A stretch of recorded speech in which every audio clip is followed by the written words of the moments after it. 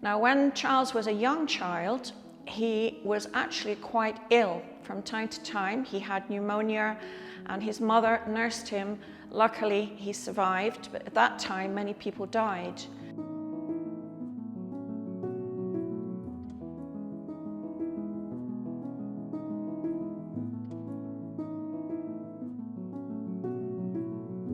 Welcome to MHA Digital Communities.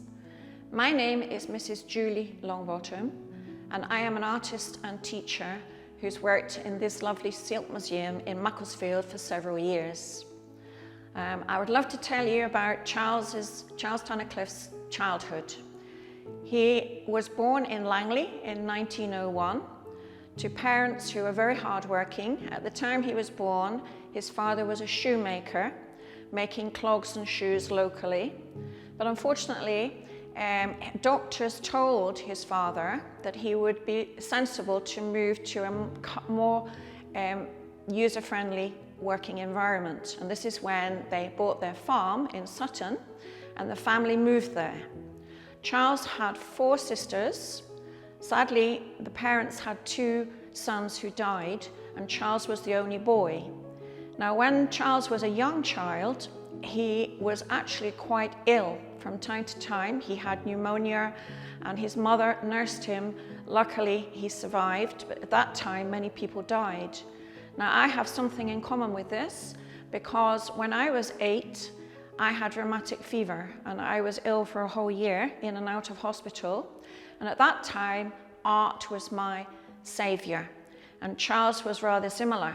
As a young boy, he had to work very hard, being the only son of the family.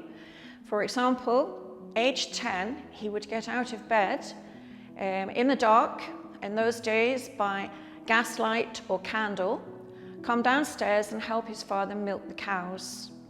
He would then load the milk in churns onto the cart, and a horse would bring it down into Macclesfield, ready for people to have their breakfast.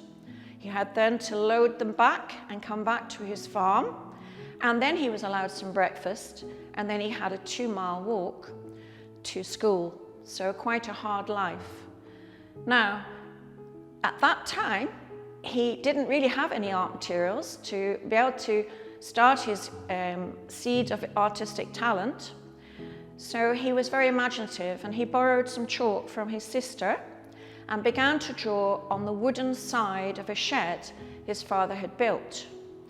This was not ideal because his father was quite impatient and it took a while for them to wash away for him to do it again.